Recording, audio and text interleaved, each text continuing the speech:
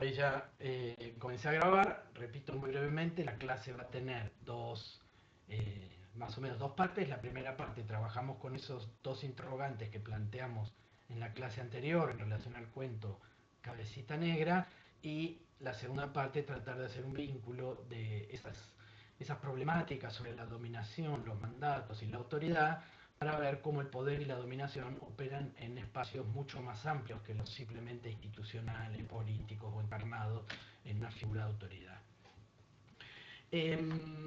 Vayamos entonces a esos dos interrogantes del cuento Cabecita Negra. Por favor, recuerden que pueden preguntar, interrumpir cuantas veces quieran, pueden abrir el micrófono y preguntar, pueden preguntar por el chat, allí abajo a la izquierda. Fíjense que tienen tres simbolitos, ya los deben conocer, pero por las dudas se los repito: uno para compartir pantalla, hoy no tienen que compartir nada; otro para pedir la palabra, y el otro que abre la ventana de la conversación, del chat. Pueden preguntar por ahí, pueden levantar la mano, pueden directamente abrir el micrófono y hablar, no hay ningún problema. Eh, si están presentables, pueden también encender la cámara. Si no están presentables, por favor no. Eh, Aprendan del profesor Barros, que se acaba de bañar para venir a darle la clase a ustedes. Eh, Bien, pasemos a esas dos preguntas que nos hacíamos sobre Cabecita Negra, ¿no?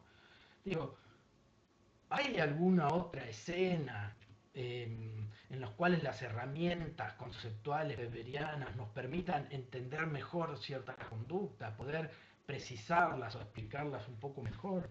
A mí automáticamente, y eso es probablemente por mi formación en ciencia política, automáticamente un montón de las cuestiones que uno encuentra en el cuento eh, me referían, ¿no? Me llevaban a prestar atención a la idea de un orden válido, y cómo ese orden válido otorga herramientas al sujeto para muchas veces justificar su propia conducta, ¿no? El personaje Lanari, que es el personaje al cual tendemos a no tenerle mucho cariño, ¿no? Por su forma de pensar, ¿no? Egoísta, un poco amarrete, eh, siempre pensando en términos de costo-beneficio, un costo-beneficio incluso que muchas veces no tiene en cuenta plenamente la ganancia, sino que es un costo de no perder competitividad frente a la persona que tiene al lado, ¿no? Eh, Digo, cómo ese personaje siempre está buscando formas de legitimar su conducta, ¿no? En el medio en que intenta, si uno pudiera tomar, ¿se acuerdan ese esquema que veíamos con Anthony Giddens sobre la acción social? Ese esquema donde la acción social se retroalimenta de las conductas, em, de las condiciones no conocidas y luego de las consecuencias no esperadas de la acción. Uno puede ver que Lanari está constantemente autorreflexionando sobre su propia práctica, incluso en ese momento angustiante y traumático en el cual le están dando una paliza, ¿no? En ese momento sigue intentando reflexionar sobre por qué le sucede eso, qué había hecho él, cuáles eran esas condiciones no esperadas, cuáles eran esas condiciones desconocidas que llevaban a que le suceda lo que le estaba sucediendo. Perdón. Ese orden válido, entonces, fíjense cómo yo señalé tres puntos ahí que son quizás los más obvios, pero puede haber otros, y eso me interesaría quizás escuchar a alguien de los presentes mencionar si se le ocurrió alguna otra cosa o alguna opinión sobre el cuento. Si se animan, la verdad que estaría buenísimo que conversemos sobre eso. Le señalé tres. Primero, esa idea de el orden válido como un orden que legitima el progreso individual, ¿no? Y una forma específica del progreso individual, ¿no? A través del esfuerzo del trabajo, y en detrimento, quizás dejando de lado otras formas de realización personal, de progreso individual, como el disfrute artístico de tocar violín, o dedicarse a algo que puede ser pensado en términos profesionales y laborales, pero que probablemente no iba a dar un buen pasar como el que tenía siendo dueño de una ferretería con otra persona más. Entonces ahí hay un orden válido que está operando sobre el sujeto, ¿no? Y ahí nosotros podríamos leer esto de maneras infinitas, podríamos pensar en la idea de conciencia colectiva durkheimiana, las tensiones que la vida social genera sobre el individuo, podríamos pensarlo, como ya dije, en términos de la reflexividad del sujeto respecto de su propia conducta, en términos guidencianos, lo podríamos pensar en términos de la clase en el papel burdiana, cómo podríamos ubicar nosotros a todos estos personajes en un mapa de clase derivado de las descripciones que nos da el autor, de la, ¿no? de las formas de vida que describe este personaje Lanari, etc. ¿No? Entonces ahí hay un primer orden válido que genera que el sujeto tenga ciertas conductas y no otras, ¿no? Que se vea forzado a tener ciertas conductas de algún modo y no otras. Al mismo tiempo que ese forzamiento también le permite margen de elección, ¿no? Le permite tener ciertos márgenes de tomar decisiones frente a la incertidumbre que implica la idea de relación social, ¿no? Y las expectativas que pueden o no ser cumplidas, ahora vamos a ir un poquito más sobre eso, cómo el sujeto también tiene un margen de conducta libre, por así decirlo, ¿no? A pesar de esa determinación de un orden válido.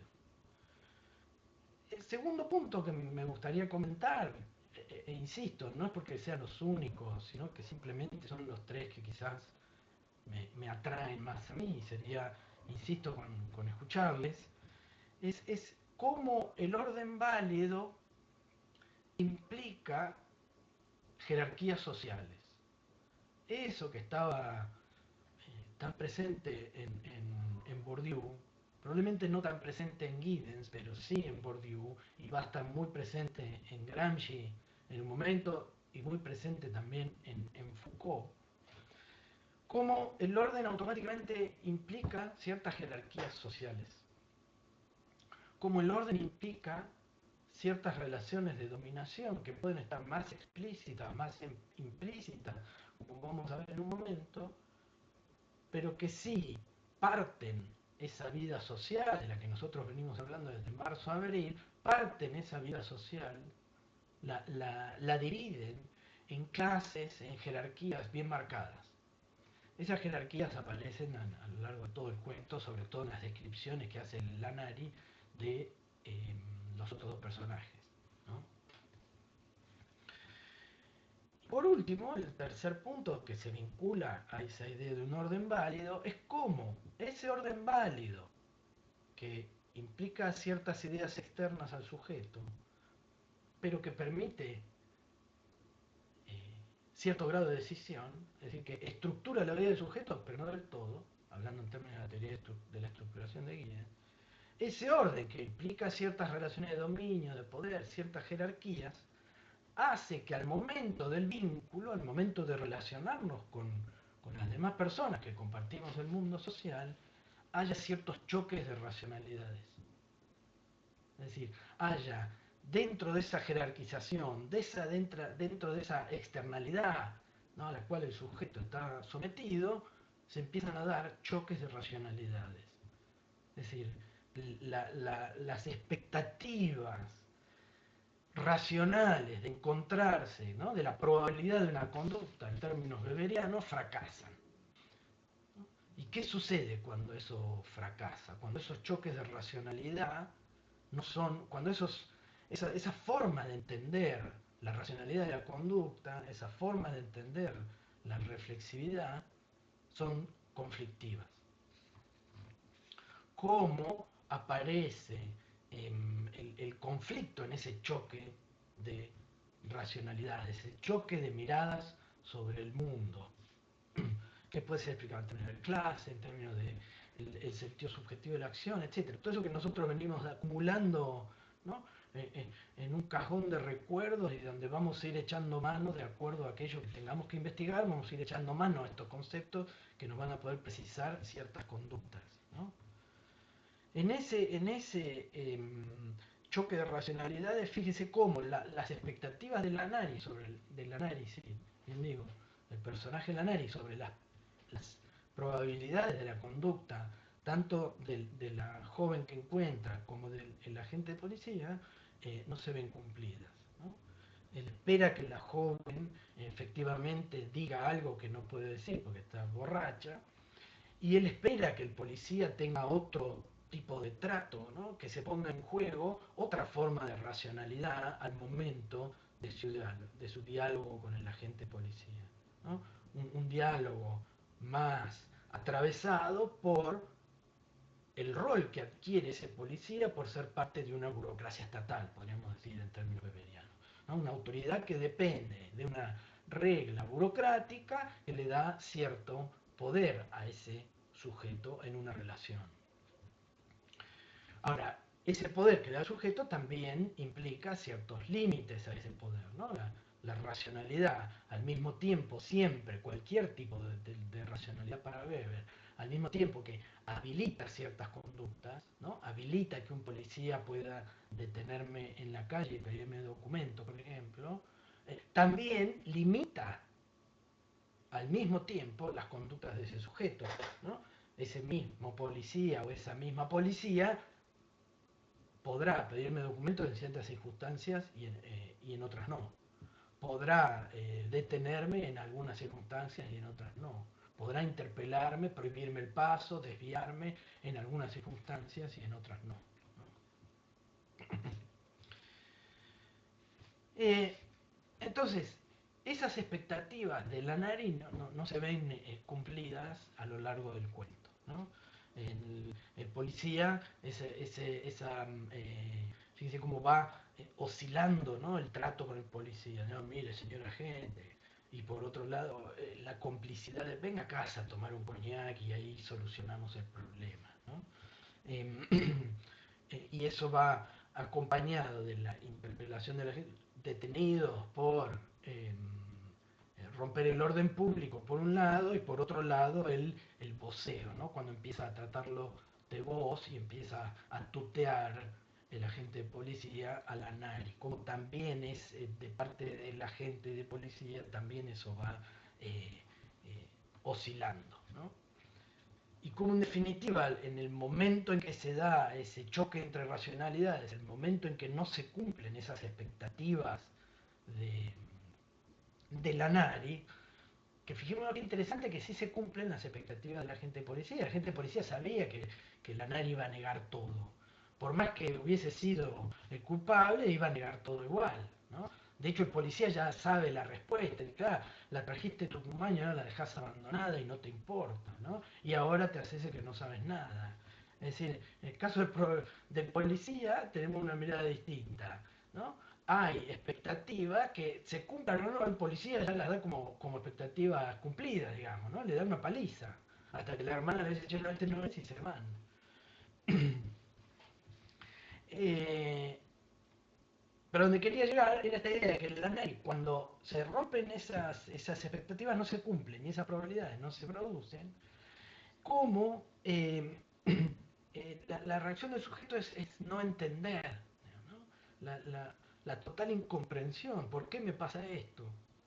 Eh, ¿Por qué me piden cuentas a mí, que dé cuentas de algo que, eh, que no entiendo por qué debo dar cuentas, ¿no?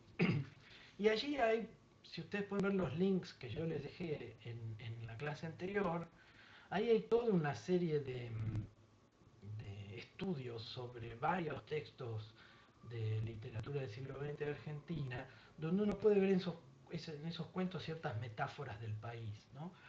Después podemos charlar esas metáforas sobre el peronismo, cuando Rosselmacher dice la casa está tomada, pone esa frase en la boca de Ana, está haciendo referencia al cuento de Cortázar que se llama Casa Tomada, que también ha sido muy investigado y efectivamente son como metáforas sobre el peronismo, ¿no? Cómo los sectores populares, al irrumpir esas masas en política, aquellos sectores que ya estaban en esa,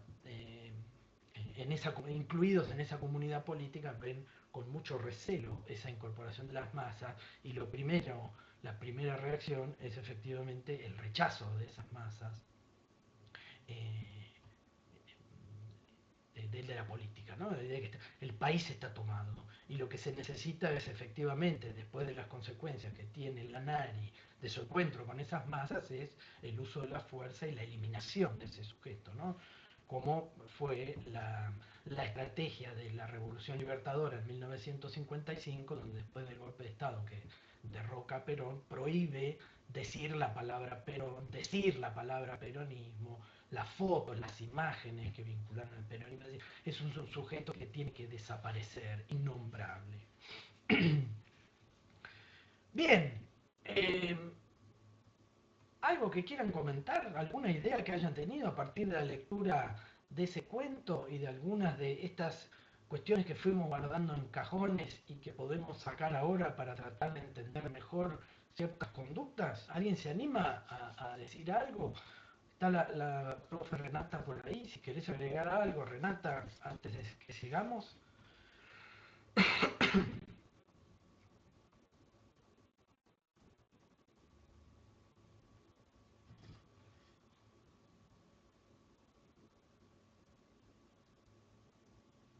¿No me escucharon?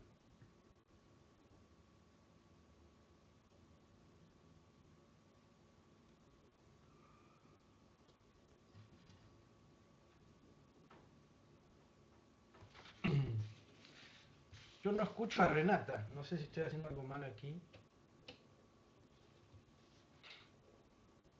¿Y ustedes la escuchan a Renata? A ver, entonces el problema de no escucharla lo tengo yo. Em,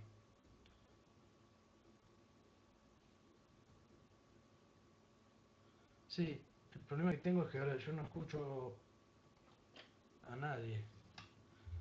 A ver, ahora. A ver, ¿me Ahí sí, escucha? ahí escucho. Bárbaro. No, tenía apagado el auto. Decía que, no, que escuchemos a ver cómo repercutió el cuento, qué comentarios pueden hacer estudiantes. Bien. Sí, eso asumiendo que leyeron el Buen cuento y día, tienen... Sí, ahí está, muy bien. buen día. Buen día. ¿Me escuchan? Sí. Bueno, yo quería decir que sí había leído el cuento y por ahí, bueno, lo que rescaté es eso que ustedes comentó recién, de que por ahí el señor Lunari esperaba que la policía actúe de otra manera con él porque él había tenido una máscara. Y por ahí en una primera parte de la descripción habla de, bueno, que él estaba ilustrando los zapatos y era una madrugada que por ahí no le quería contar a su compañero de trabajo porque iba a tratar de loco, bueno, escribía casi éramos los argentinos.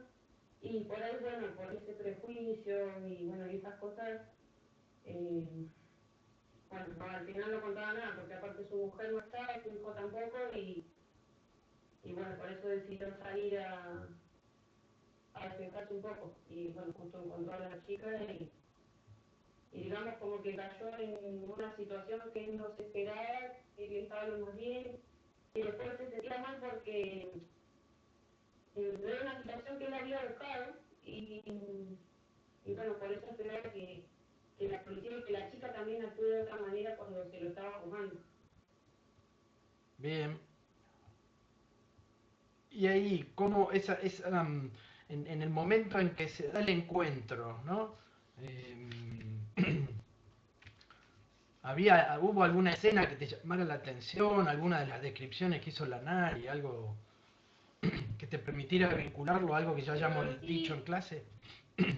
por ahí, bueno, él prejuzgaba que la chica por ahí tenía como una clase social más baja, eh, y bueno, por ahí como que criticaba, así como decía que le había dejado una plata en la botella para que ella se pueda ir a su casa, y después cuando llegaba la policía como diciendo, bueno, no me acuerdo cómo fueron las palabras sexuales, pero había dicho como diciendo algo de negros, algo así, Claro. y dijo, como diciendo que el policía también era negro y no se dio cuenta de lo que había dicho.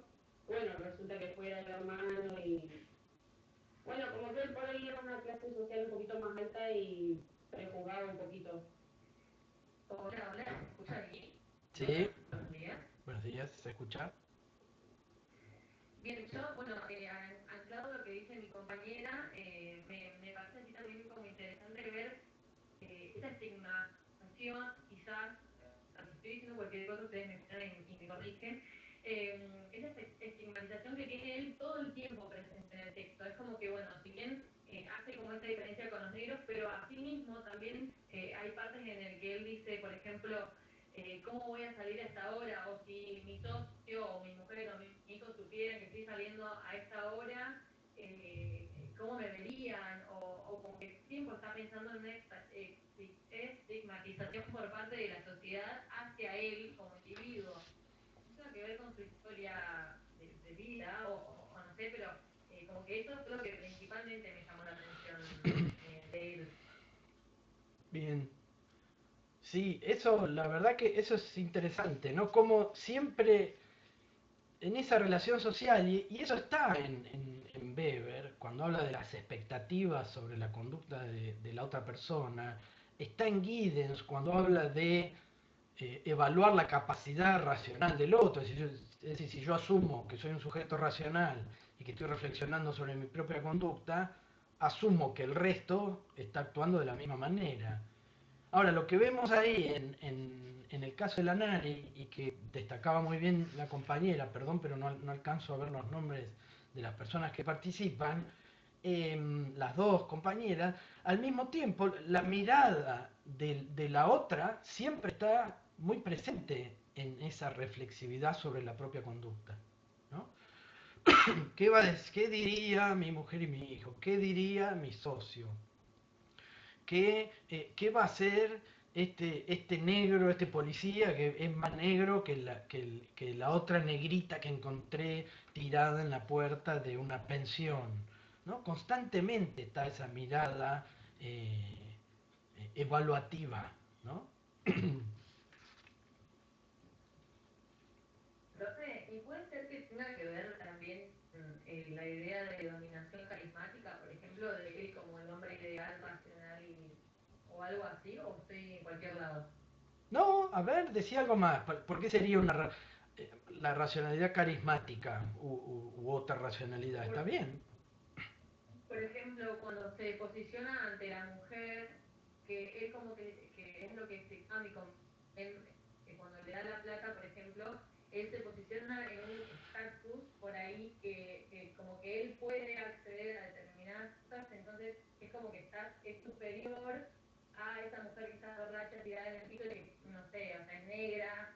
Entonces es como que me pareció ahí también que hay una relación de poder entre él siendo superior hacia la mujer tirada en el piso. Bien, ahora la dominación carismática, ¿no? Recuerden que implicaba la confianza en el carisma de quien tiene cierta dominación, ¿no? Digo, ahí lo interesante de lo que está señalando la compañera es tratar de ver cómo ningún tipo de acción social y ningún tipo de racionalidad se da en forma pura en la vida social, sino que siempre hay combinaciones de de tipos de dominación. Ahí uno puede pensar que hay cierta relación de dominación tradicional respecto de el varón frente a la mujer, por ejemplo. Que hay cierta relación de dominación racional legal del policía hacia la nari. Y hay cierta forma de autointerpretación del carisma cuando la nariz se autoevalúa como un tipo exitoso, ¿no? Carismático, efectivamente, de cómo pudo superar ciertas situaciones. Ahora, eh, esa acción con arreglo a valores, esa acción con esa acción tradicional, quizás habría que ver sobre quién está dominando o no la nariz para describirlo como una forma de dominación que se privilegia sobre otras. ¿Sí? Pero muy bien, hay en juego cierta evaluación del propio valor y reflexión de la propia conducta. ¿Qué más?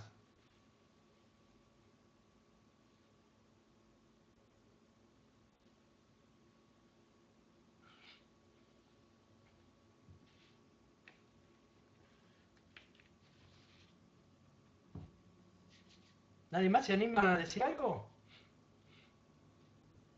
Buenos días. Una consulta. Buen día. En el caso de la dominación, ¿cómo sería ahí? Porque la dominación la resalta, la interpreta el dominado o el dominante. Muy bien, muy buena pregunta. ¿Y a vos qué te parece? En realidad, para mí, en el caso de la carismática, y vaya, todas creo, tiene mucho que ver el dominado, o el que siente que realmente tendría que ver el concepto de legitimidad acá, creo. Me parece que se establece la dominación. ¿Está bien? Está muy bien, sí. ¿Cuál es la motivación para obedecer, en definitiva? ¿No? Pero la pregunta es interesante. ¿Qué es lo que le da especificidad a distintos tipos de dominación? Es simplemente, ¿no? Por eso Weber, fíjense que él dice, el tipo de dominación, ¿se acuerdan el cuadrito ese que tenían que hacer, ¿no? Implica también ciertos sujetos que tienen que ejercer esa dominación, ¿no? Ciertos agentes de esa dominación, agentes estatales, por ejemplo, ¿no? Es decir, ahí uno podría decir que el tipo de dominación ya depende de la forma estatal que adquiere. Ahora, al mismo tiempo, la dominación implica siempre la creencia en la legitimidad de esa orden y de ese mandato. Bueno, en ese caso, cuando es creencia en la legitimidad, obviamente que ya el carácter del poder depende de por qué obedecemos, más que cuál es el sujeto que la impone, ¿no? Pero en Weber todo eso está sumamente vinculado e interrelacionado, ¿no? Muy bien, pero la pregunta es muy buena. ¿Cómo se evalúa esa relación de dominación? ¿Qué hay que mirar? ¿De arriba hacia abajo o de abajo hacia arriba? Bueno, en Weber está esa posibilidad de mirar desde dos lugares, si se quiere, ¿no?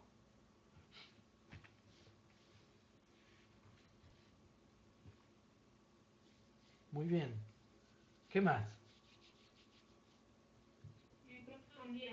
Buen día. ¿Puede ser igual que él quiera estimar como su clase cuando él dice en un momento que no sabe quién es y el policía como que no responde? Bien, ahí la primera parte se me cortó un poquito y no alcancé a escuchar.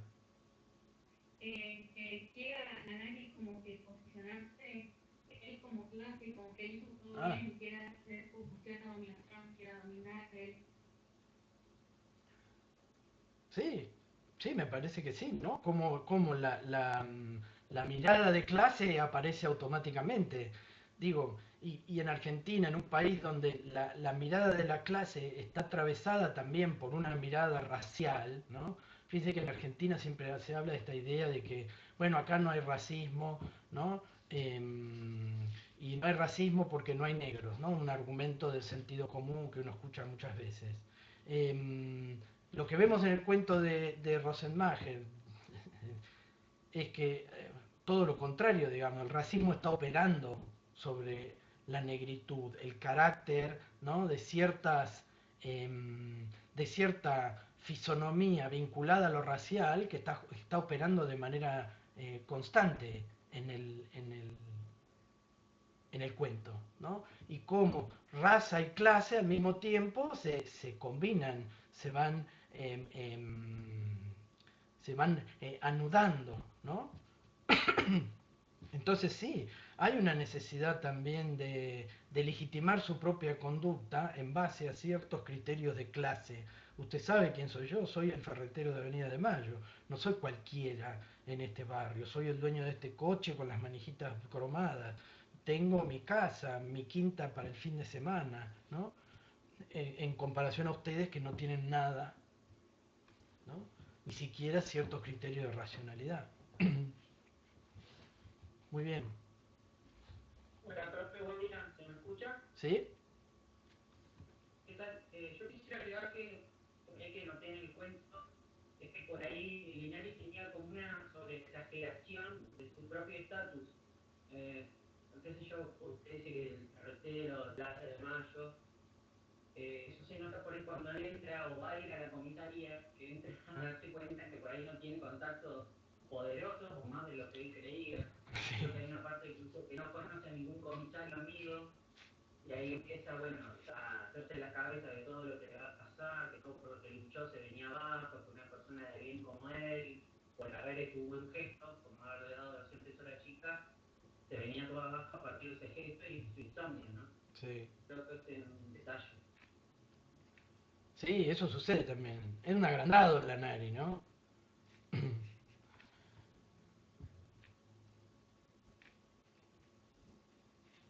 Hay cierta exageración de esas legitimidades que busca. Muy bien. Eso va a ser interesante para retomarlo en el caso de Gramsci, ¿no? Cómo ese convencimiento, esos mandatos de obediencia van a estar también muy vinculados hacia los sectores subalternos, ¿no? El poder opera tanto en el dominado como en quien domina, va a decir Gramsci. En un segundito podemos ir hacia eso. Bien. ¿Hay alguien encendió el micrófono? No sé, ¿quieren decir algo más?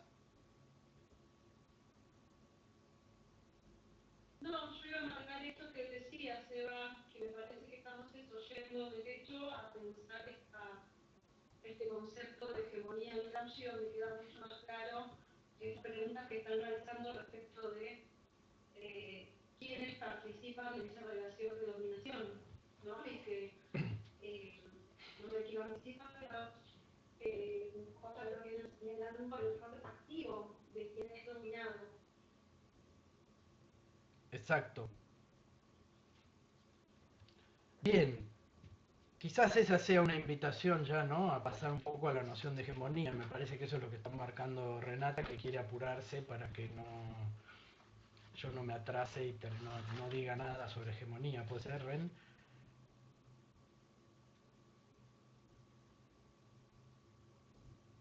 ¿No me escuchaste? Sí. Bien. La otra pregunta era sobre escenas y tipos de dominación, motivaciones y mandatos, pero creo que ya eh, eh, podemos dar por repasadas ambas consignas. ¿Alguien más quiere acotar algo sobre el cuento, que se haya quedado con ganas de compartir, o algún comentario sobre qué les pareció el cuento, incluso si les gustó? Es muy recomendable la obra de Rosenmacher, tienen toda la obra completa ahí en PDF, en ese vínculo que les mandé de la Biblioteca Nacional, sus otros cuentos, etcétera, la verdad que son maravillosos. Una persona que murió muy joven, además, 30 y algo de años, la verdad que fue una pena. Este, incluso los libros están publicados en ediciones bastante voluminosas, pero son libros que no son muy caros, así que también es recomendable, si en algún momento lo ven, que los compren y vayan equipando la biblioteca, ¿no?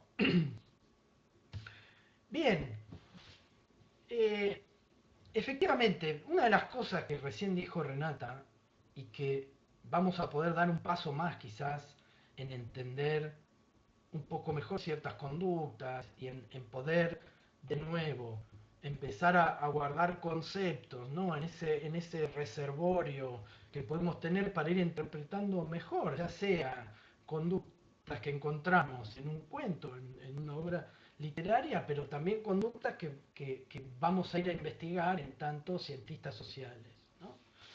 Em,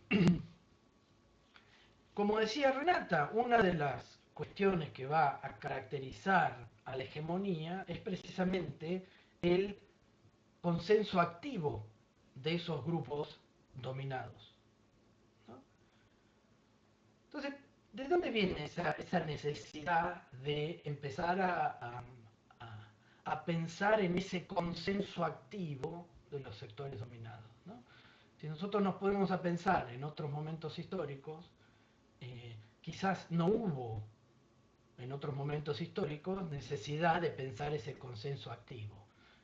En el medioevo, por ejemplo, cuando dominaba el señor feudal, como nosotros veíamos en el Manifiesto Comunista, cuando leíamos a Gramsci, quizás no había necesidad de teorizar sobre el consenso activo de los siervos de la gleba, porque la relación de dominación tenía un carácter de obediencia ciega al Señor, en parte por miedo a la represión, pero en parte también por el miedo que generaba una organización de la vida social en términos de las sagradas escrituras, el poder religioso, etcétera, ¿no? Entonces, antes quizás que un consenso activo, lo que había allí era un consenso que tenía un mayor grado de represión, ¿no? Probablemente el consenso activo de esos sectores subordinados aparece históricamente con otras condiciones. Entonces, voy a intentar compartir una pantalla con ustedes, a ver qué les parece. Ya nos metemos de lleno en la noción de hegemonía.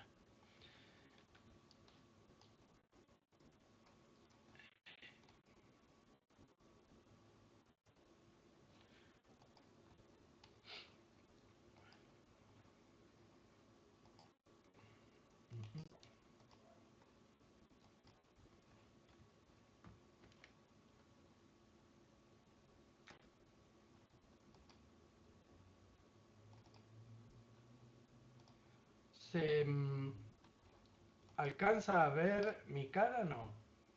Ahí sí. Tu cara no, el power sí.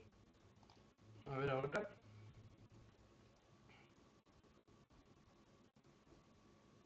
Ahí sí, ¿no?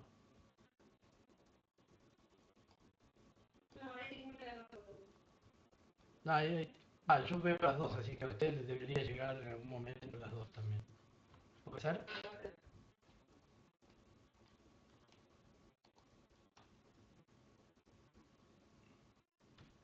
Pero ahora sí. Bien. ¿Me escuchan bien? Se pone un poco lento cuando hago las dos cosas, compartir el video y la pantalla.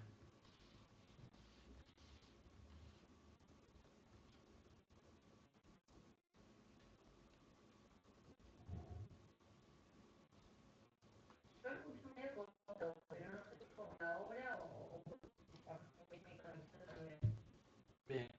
No sé si Entonces voy a cortar el video mejor. Sí, al profesor se escucha cortado porque al doctor se escucha perfecto. Bien, a ver ahora que dejé de compartir la cámara, probablemente me escuchen un poco mejor. Bien. Sobre la noción de hegemonía, ¿no? Primero yo había preparado para que presten atención, digamos, si es que probablemente ya lo hayan hecho. Si me escuchan cortado, avísenme y después les mando el PowerPoint a través del aula virtual, no hay problema, no es que tengan que anotar nada de este. Yo de todas formas lo voy a subir el PowerPoint, así que no se preocupen por eso. Puedo dejar de compartirlo y va a ser lo mismo si no me escuchan bien. De cómo es un tipo de texto que hasta ahora no habíamos leído en el curso, ¿no? Es un diccionario, y cómo existen diccionarios de las disciplinas que estudiamos, y cómo esos textos entonces van a tener cierta especificidad, cierta particularidad. Fíjense cómo el texto de Aguirre, que ustedes tienen para leer sobre hegemonía, tiene como una primera introducción sobre la noción de hegemonía y después hacia el final tiene toda una enumeración de ciertos autores y grupos de investigación que trabajan sobre esos temas, ¿no? El diccionario es un diccionario de estudios culturales latinoamericanos, con lo cual si nosotros nos situamos en el contexto en el que estamos de esta clase, ¿no? En la unidad sobre el poder, efectivamente ya vamos a poder ver que los estudios culturales argumentan que hay algo en la cultura que va a estar vinculado con la idea de poder. Sospecha que obviamente no es ni exclusiva de los estudios culturales ni original de los estudios culturales, pero sí es una relación donde los estudios culturales van a poner particularmente su atención. Entonces, ese diccionario tiene esas particularidades, ¿no? De pensar la noción de hegemonía en relación a la cultura, y luego, en general, los diccionarios de nuestras disciplinas tienen ese carácter, ¿no? De ir dando ejemplos de esos conceptos que tenemos que definir, ejemplos de, tanto ejemplos de casos que se estudian con ese concepto, como ejemplos de cientistas sociales que han utilizado ese concepto para sus investigaciones.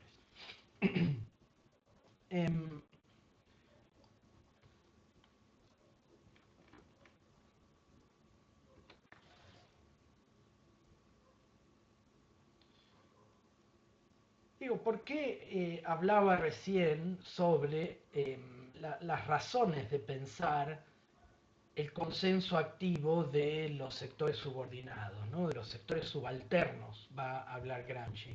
Una de las ideas que más van a retomar los estudios culturales, y una de las ideas gramscianas que más van a recuperar, es esa idea de subalternidad, ¿no? De pensar en sujetos que en esa relación de dominación están como sujetos dominados en esa relación, como sujetos subalternos. Una de las cuestiones que vamos a traer a colación allí, no nos vamos a detener mucho en ello, simplemente para que estén al tanto de por qué pensar esa idea de consenso activo, porque efectivamente las masas en el periodo de entreguerras, las masas desde fines del siglo XIX, pero sobre todo a partir del final de la Primera Guerra Mundial, empiezan a tener un rol mucho más relevante en la política de los países occidentales modernos, ¿no? Sobre todo en el cuadrante del Atlántico Norte, Europa y América del Norte.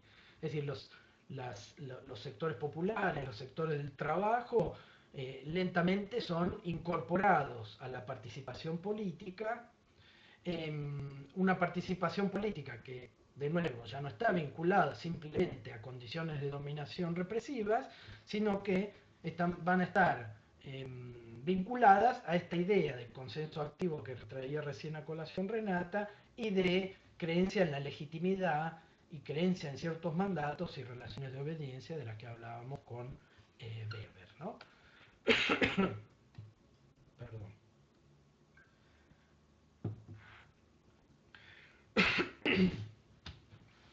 La situación específica, digo, ustedes van a ver ahí que el primer punto de esta diapositiva es la idea de Italia y la cuestión meridional. Es simplemente para traer a colación que Gramsci fue un teórico del marxismo europeo, y que fue un teórico de un marxismo bastante original y con ciertas particularidades que no se encontró en todos los países de Europa, ¿no? De hecho, otro intelectual marxista que comparte cierta tradición y ciertas formas de pensar la política y la cultura con Gramsci fue José Carlos Mariatti, que era un comunista peruano, ¿no? ¿Por qué es importante mencionar el carácter marxista de la reflexión de Gramsci? Bueno, primero porque nos interesaría poder vincularlo a las cuestiones que ya venimos discutiendo en la materia. Pero segundo, para mostrar esa originalidad y esa particularidad.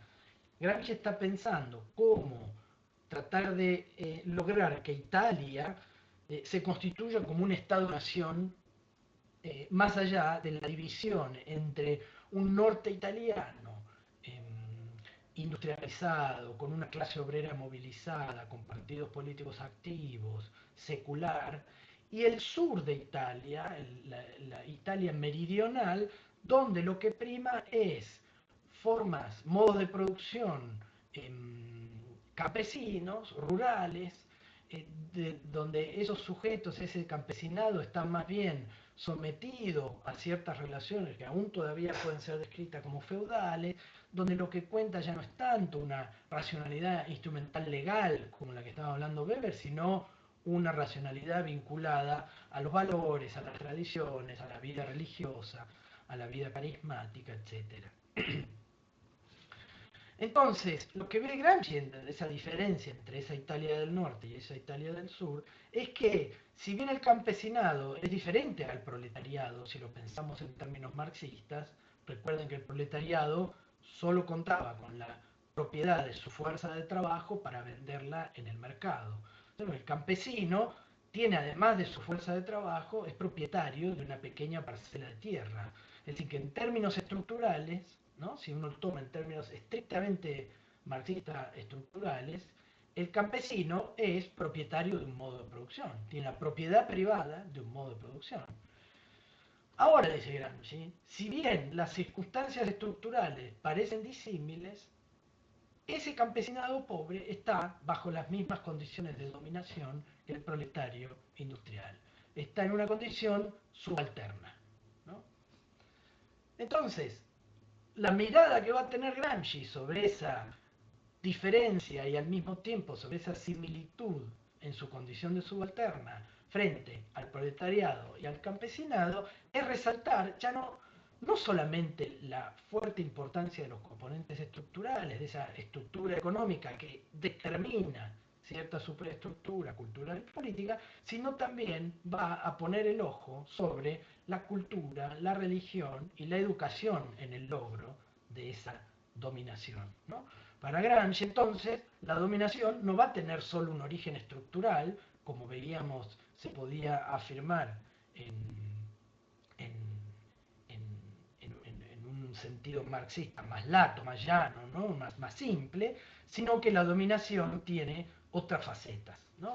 Así como para Weber la dominación implica la creencia en la legitimidad, para Gramsci la hegemonía va a ser la articulación entre esa coerción, esa represión que tiene un origen estructural, porque el Estado sigue siendo un Estado de clase, etc., y el consenso logrado a través de la cultura, la religión, la educación en una determinada comunidad.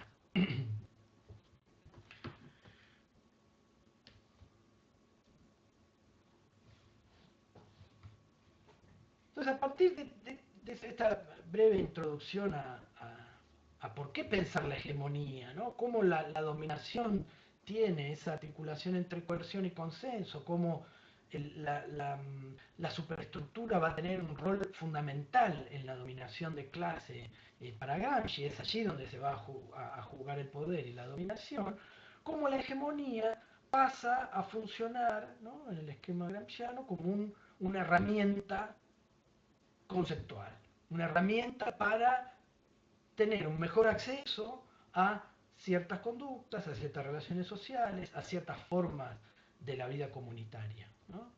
Es decir, recién ya intentábamos ver la justificación de Lanari en Cabecita Negra sobre el dominio de clase, intentábamos ver cuáles eran las racionalidades que operaban. Lo que nos va a permitir la hegemonía como herramienta es tratar de empezar a ver cómo se van construyendo esas formas históricas concretas de dominación y al mismo tiempo cómo operan en la praxis política esas formas históricas concretas, ¿no? La hegemonía es una herramienta que sirve tanto como una herramienta para dar mejores explicaciones de lo que sucede en la vida social y también es una herramienta para la praxis política concreta. Piensen que Gramsci fue uno de los fundadores del Partido Comunista Italiano, ¿no? Nace a fines del siglo XIX, muere en los años 40, cuando sale, pasa todo el momento del fascismo, desde 1926 hasta su muerte a principios de los 40, disculpen que creo que estuvo 18 o 19 años preso, o sea que tiene que ser 43, 44, 46, ahora no recuerdo bien. En el momento en que lo liberan de la cárcel, Gramsci muere. Mucha de su producción que leemos hoy fue escrita en las cárceles del fascismo, ¿no? De Benito Mussolini en Italia.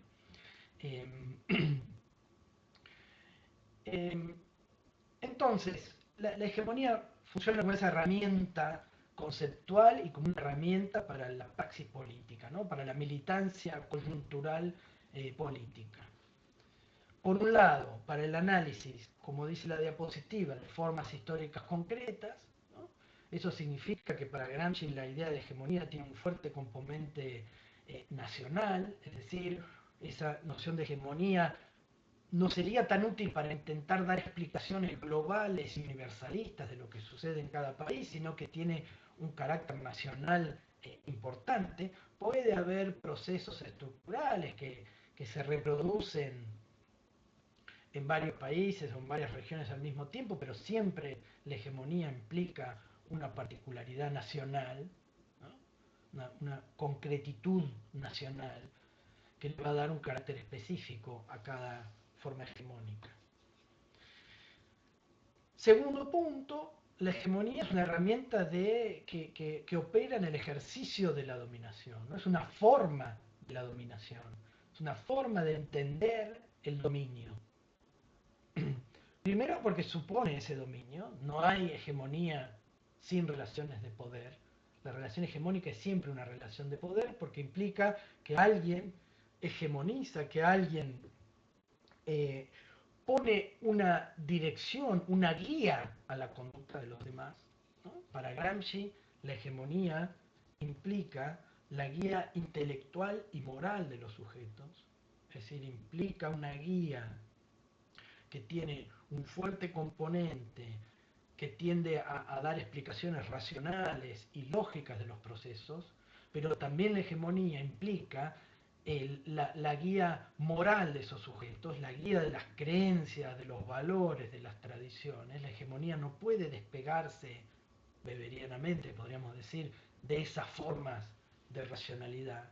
No implica solamente una dominación racional en términos, digo, de ese marxismo quizás más lato del que hablábamos a principio de año, donde cuando el proletariado reconociese racionalmente su situación de clase explotada, automáticamente iba a ser la revolución. Gramsci lo que va a decir es no, al ejercicio de esa reforma intelectual, donde uno muestra cuáles son las relaciones de fuerza, donde uno muestra cuál es el modo de producción, qué efectos tiene, pero también debemos complementar esa dominación hegemónica con una guía moral para esos sujetos, ¿no? Pautas de conductas, de qué significa actuar bien, de qué es bello, de qué es feo, es decir, toda otra serie de tradiciones y valores que van a ser alternativos a esos valores del dominio burgués capitalista, ¿no? Entonces, la hegemonía es una forma en la que se ejerce la dominación. ¿Cuál es esa forma? ¿No? ¿Cuál es esa forma y qué mecanismos va a tener? Recién decíamos, bueno, está la Italia del Norte en los estudios que hace Gramsci y la Italia del Sur. Tienen condiciones estructurales distintas, pero la relación de subordinaciones las hace equivalentes. Como Gramsci era comunista, era un marxista que estaba pensando en términos del desarrollo de las fuerzas productivas, el desarrollo del modo de producción como determinante de esa superestructuralidad, obviamente que para Gramsci la clase hegemónica va a ser el proletariado, ¿no? El proletariado es quien deberá incluir en sus demandas a ese campesinado del sur de Italia para lograr esa guía intelectual y moral que les permita llegar a la revolución. ¿Cómo logra eso el proletariado? ¿Cómo logra mostrarse como guía y dirección de otras clases? Bueno, para eso va a tener que contar con ciertos mecanismos hegemónicos que le permita incorporar demandas de otros grupos sociales a su propia identidad. Y eso va a ser, bueno, un proceso muy complejo de diseminación de ciertos valores, de ciertas tradiciones, de ciertos valores incluso estéticos, ¿no? Uno de los puntos más importantes en los que Gramsci se va a detener para el momento de pensar la dominación y pensar cómo romper con la dominación burguesa, es precisamente la forma en que los sectores proletarios, los sectores populares están representados en la literatura burguesa, ¿no? Y uno podría leer Cabecita Negra, La fiesta del monstruo de Borges y Bioy Casares, Casa Tomada de Julio Cortázar. Hay varias obras de la literatura nacional donde uno puede ver cuáles son las representaciones de los sectores populares que allí aparecen, ¿no? ¿Cuál es la representación burguesa de los sectores populares que aparece en Cabecita Negra, ¿no? Negros, irracionales, violentos, que se lavan las patas en las fuentes, ¿no? Digo, que eso no lo mencionamos, pero mañana es 17 de octubre y esa escena de meter las patas en la fuente era precisamente la escena del 17 de octubre de 1945, ¿no? El Día de la Lealtad al Peronismo ahora. Es decir, ¿cómo están representados esos sectores populares en la literatura nacional? Bueno, a ese tipo de mecanismos apunta Gramsci con la idea de hegemonía. Hay una multiplicidad de procesos de cómo se va produciendo y reproduciendo la cultura, cómo se va diseminando la cultura y cómo eso va sosteniendo la dominación burguesa, ¿no? Entonces van a ver cómo Aguirre, que es el autor de la entrada de hegemonía en este diccionario de estudios culturales del que estábamos hablando, va a hablar de esas tres formas, ¿no? de entender la hegemonía como una herramienta conceptual.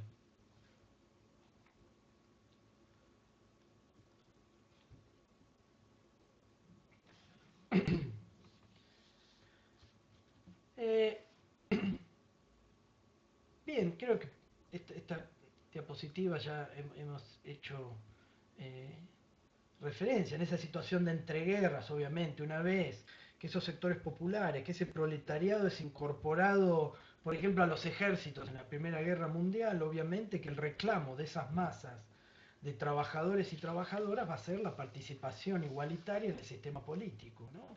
Por lo menos en términos formales. Entonces es allí donde ese poder coercitivo del Estado burgués, para Gramsci, va a apoyarse en formas particulares de entender el mundo, van a encontrar ese tipo de frases en el texto de Aguirre, ¿no? Formas particulares no solo de entender el mundo, sino de también entender el mundo natural, los significados que adquieren las relaciones sociales, es decir, todo una concepción de la vida buena, toda una concepción del mundo que se va a transformar en un sentido común, ¿no? En algo que todos los miembros de esa comunidad comparten. Más allá de la situación de subordinación o no en la que se encuentren, ¿no? De allí esa idea de consenso activo, esos grupos dominados también deben justificar su conducta, también deben aceptar aquello que les pasa a partir de ese sentido común que para Gramsci tiene un contenido burgués y que todos los miembros de esa comunidad aceptan, defienden y justifican. E incluso los sectores subordinados.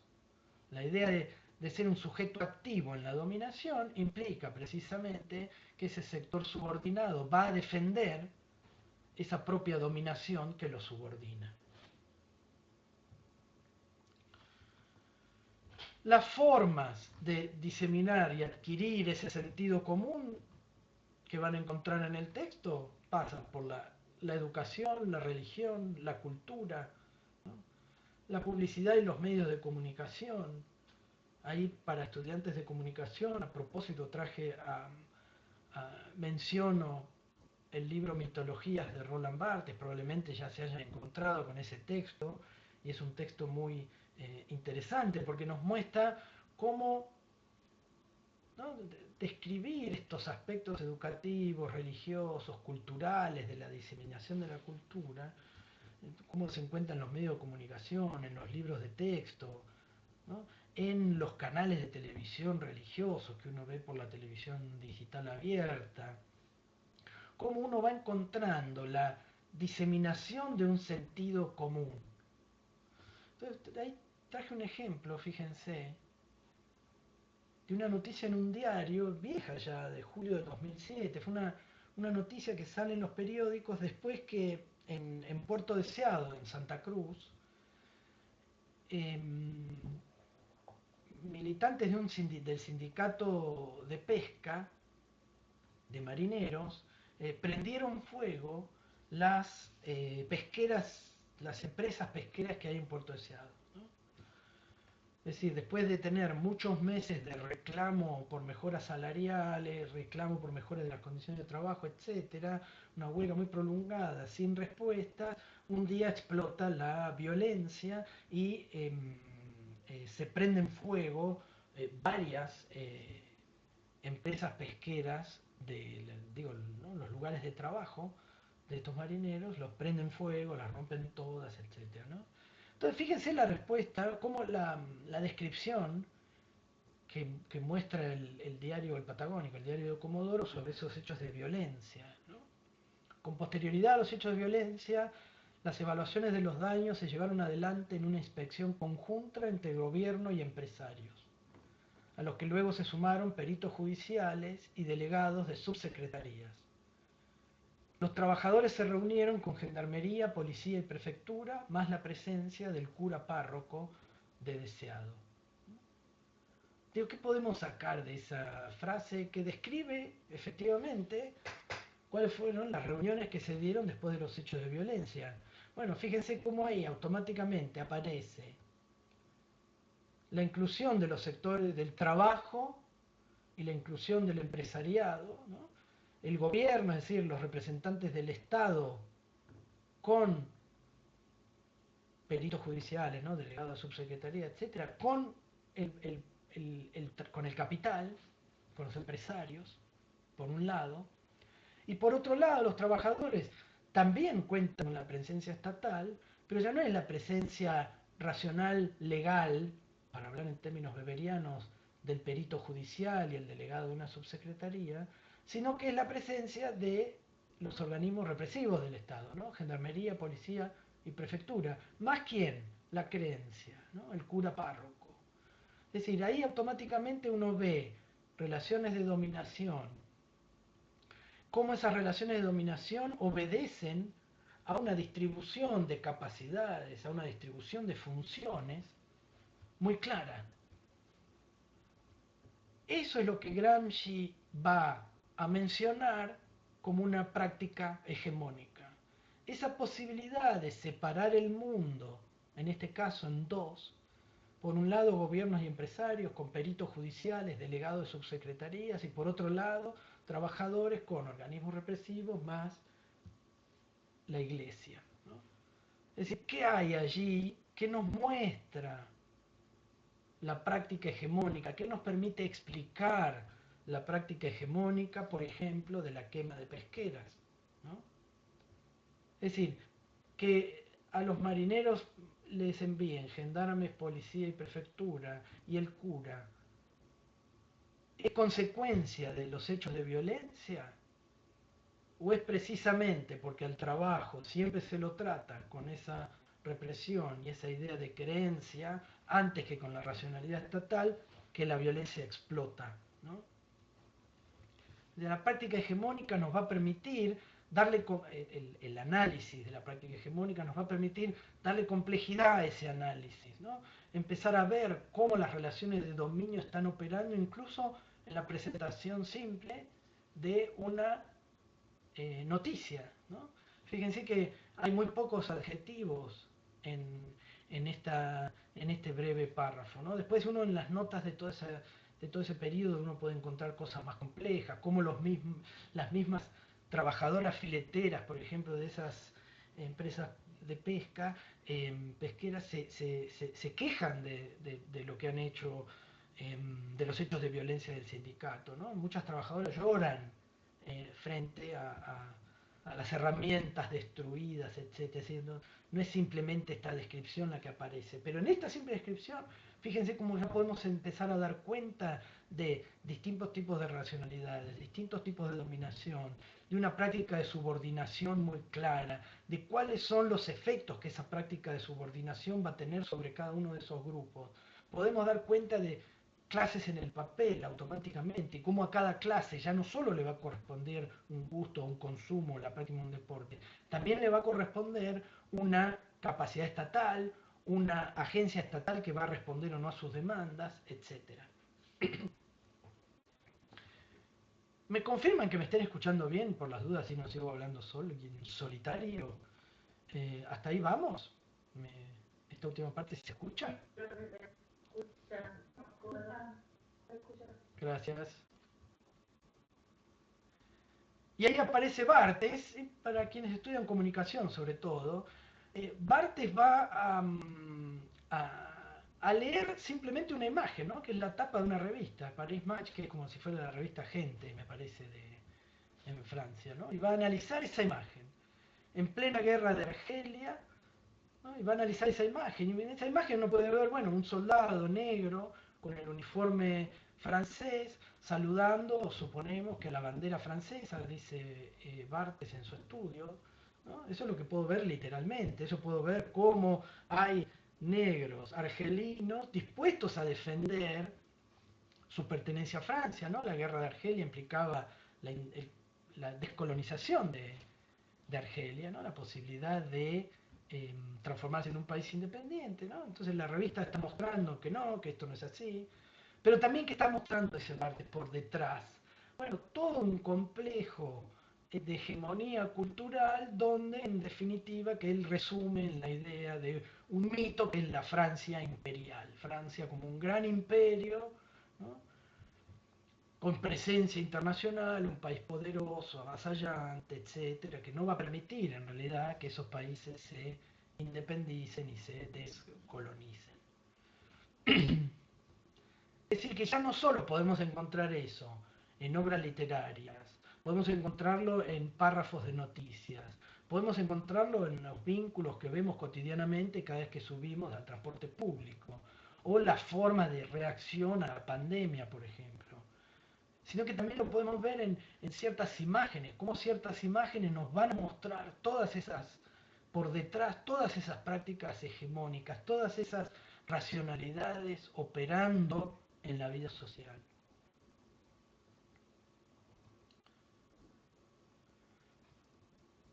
Se va. Sí, Podemos encontrarlo en memes, ¿no? El otro día que compartían esa imagen de Tenerife en España, Tenerife en Argentina.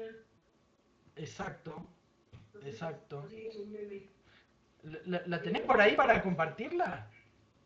No, No, no. yo no puedo compartir acá desde mi celu la imagen, che. Ah, está bien. Exacto, bueno, los memes, ¿no? Hay una muy buena... en las redes sociales es más que claro, digamos, ¿no? Cómo uno puede ir viendo cómo operan estas representaciones, digamos, ¿no? Entonces, a partir de estas disquisiciones, ¿no? Sobre la idea de hegemonía en términos culturales, ¿no? Uno puede ir llegando como a tres rápidas conclusiones, ¿no? Primero, cómo esas representaciones culturales de grupos, clases en el papel, como decía Bourdieu, etcétera, tiene efectos materiales. Es decir, que no se puede hablar de, bueno, al final solamente estamos hablando de ideas, de representaciones, de discursos, de fotos, pero no vamos a los bifes, digamos, no vamos a los bifes de la realidad, de las consecuencias materiales de la dominación. No, efectivamente uno puede ver cómo esas representaciones tienen efectos materiales y que quizás no debemos buscar en una discusión sobre el huevo y la gallina, ¿qué es primero? Si el efecto material lo que implica la representación o si la representación implica efectos, ¿no? Sino que efectos y representaciones se conjugan, ¿no? Como un mismo objeto que puede ser estudiado a partir de lo que nosotros ya llamábamos en ese primer texto la materialidad del discurso, ¿no? Ahora vamos a ir a esos puntos de partida muy brevemente hacia el final.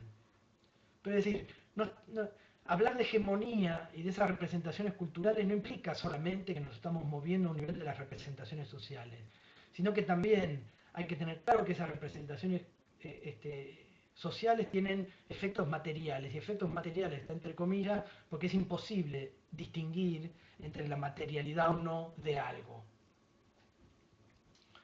Segunda conclusión, la idea de hegemonía, tal como lo vamos a entender aquí en este curso, engloba los mecanismos de diseminación de esa cultura dominante y al mismo tiempo le da un contenido específico, ¿no? Cada hegemonía implica un contenido específico vinculado a esa realidad nacional, local, regional, provincial, etc. Y tercero, esos contenidos de la dominación no están libres de contradicciones entre sí, ¿no? Eso no quita que marquen una dominación, pero existen contradicciones al interior de las prácticas hegemónicas. Porque si no existieran esas contradicciones, no quedaría ningún espacio para que el sujeto pueda tener un consenso activo, como decía al principio Renata, ¿no? Entonces siempre hay contradicciones en la hegemonía. Por momentos se cierra con un contenido más represivo, más coercitivo, por otros lados apunta al consenso. La hegemonía va operando en esos términos y en esas condiciones. De allí que, esto lo van a encontrar en el texto, no me presten ahora mucha atención a mí, pero como la hegemonía es un proceso dinámico, es decir, no es algo estático que se da y dura de una vez y para siempre, sino que siempre hay un dinamismo importante en las relaciones hegemónicas que van cambiando, van siendo resistidas en esa cultura, así como van a aparecer esos memes o estas percepciones, ¿no? Estos cuentos como Cabecita Negra, donde la representación de los sectores populares es sumamente degradante y humillante, y va a haber otras obras literarias que van a mostrar a ese proletariado, a esa trabajadora, a esa empleada doméstica que sale a un baile, digamos, ¿no? Como otro texto de Cortázar que llama Las puertas del cielo, que les recomiendo también mucho, ¿no? También va a haber una representación plena de ese sujeto del trabajo, plena de su inserción en el Estado peronista, por ejemplo, etcétera, ¿no? Es decir, que la hegemonía es un proceso muy dinámico, con resistencia, con consensos activos, con momentos de consensos más inactivos, con momentos mucho más represivos, etcétera. Otra cuestión importante, otro elemento importante que va a destacar Aguirre de la idea de hegemonía es el papel activo de los sectores subalternos. Es decir, los sectores subalternos no son meramente efectos de la dominación estructural y de la dominación cultural, sino que participan activamente de esa hegemonía, ¿no? Es decir, uno va a encontrar en esos mismos sectores subalternos la defensa de muchos intereses y de muchos valores que para Gramsci serían valores e intereses burgueses, ¿no? Piensen en las manifestaciones a favor del grupo económico Vicentín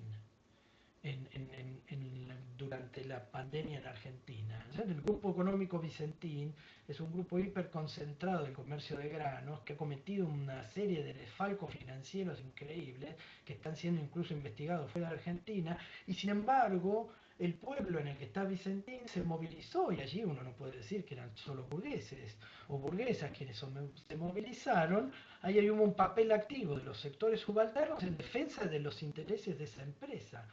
Bueno, eso, ¿no? ¿A qué lo atribuimos? ¿Lo vamos a atribuir toscamente a la ignorancia de esos sectores? ¿Lo vamos a atribuir simplemente a que no pueden reconocer su interés verdadero? No.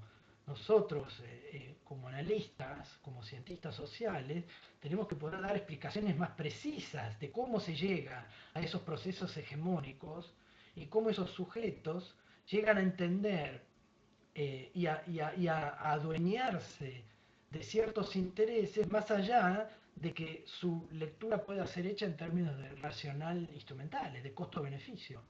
Probablemente los costos económicos que paguen sean mucho mayores que los beneficios que que obtengan. O no, no lo sabemos porque no hemos hecho el estudio, etcétera, etcétera. Pero no podemos dar una explicación tan banal como la del desconocimiento del propio interés, la ignorancia, la estupidez, o que están siendo enceguecidos por el papel de los medios de comunicación. Tenemos que poder dar explicaciones más precisas de ese consenso activo, tanto de los sectores subalternos como de los sectores dominantes.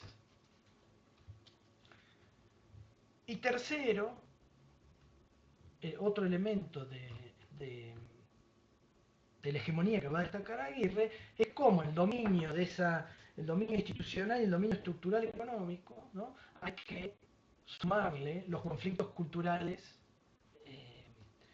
y las formas ideológicas, digamos, de esos conflictos, ¿no? Cómo no podemos despegar, esto es un poco lo que yo había dicho en la diapositiva anterior, cómo no podemos despegar esas situaciones que vemos como objetivamente materiales, digamos, en la estructura económica en términos marxistas, y estas formas más superestructurales, ¿no? Cómo la noción de hegemonía nos permite dar cuenta de toda esa complejidad de los aspectos en los cuales una y otra esfera de lo social se complementan. Para terminar, traía esta cita, digamos, podría haber empezado también la clase sobre hegemonía sobre esto, y en base a la hora creo que me gustaría quizás dejar esto para una clase posterior, ¿no? Pero si les parece ya podríamos dejar esta cita del texto de Aguirre, de la página 127, recuerden que yo les voy a subir ahora el PowerPoint al aula virtual, así que no necesitan copiarlo las apuradas ni sacar una foto. Para que comencemos la próxima clase analizando esta cita, ¿no? Y ver cómo, si uno la va desmenuzando a esa cita, finalmente podemos llegar a varios de los puntos de partida con los cuales nosotros comenzamos el curso.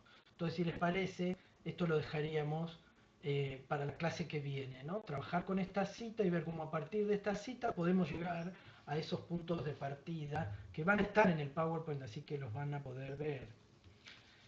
Bien, preguntas o comentarios hasta acá. Me apuré un poco en esta última instancia para no retrasarme, pero... Perdón, Renata, alguien que lea la cita, bueno, a ver, ¿quién se ofrece? A ver, ¿me escuchan ahí? ¿Sí? Buenísimo, ahí paso a leerla. Dale. Un elemento central de todas estas apropiaciones y usos del concepto de hegemonía es la atención que se le da a las expresiones culturales que acompañan o dan sustento al ejercicio de la dominación y la resistencia. La noción gramsciana de hegemonía entiende la cultura como un espacio de intervención y conflicto que resulta central en las formas en las que se ejerce y se contesta el poder.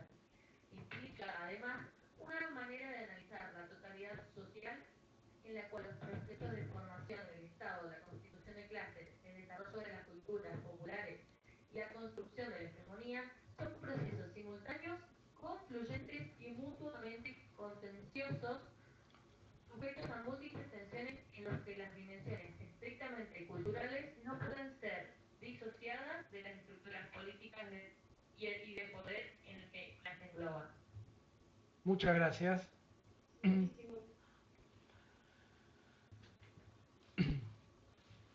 Entonces, quedamos así, ¿no? Ya tenemos planificación para la clase que viene. Trabajamos con esta cita. Ahí ustedes van a ver en el PowerPoint, ya la partí en dos y después llegamos a esos puntos de partida. Por ahí ya les pueden ir dando una mirada y sospechando de qué se trata la próxima clase. Pero bien, ahora, ¿algún otro comentario? Renata, algo que quieras agregar que yo se me haya pasado por alto, que sume a la confusión, digamos? O bueno, ustedes, ¿algo para comentar? No, ahí lo hice también, no sé si quiere comentar algo.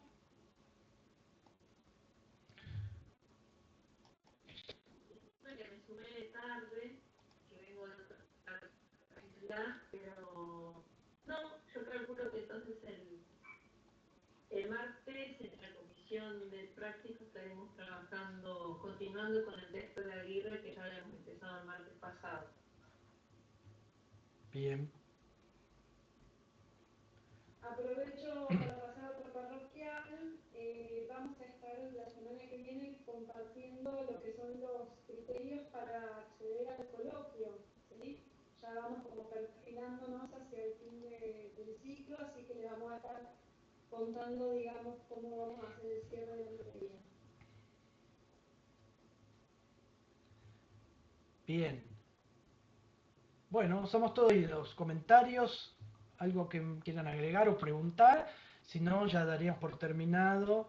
Y bueno, me pongo en el proceso de subir el PowerPoint al aula y esta clase para que quede ahí. Quien no la pudo participar hoy la podrá ver después.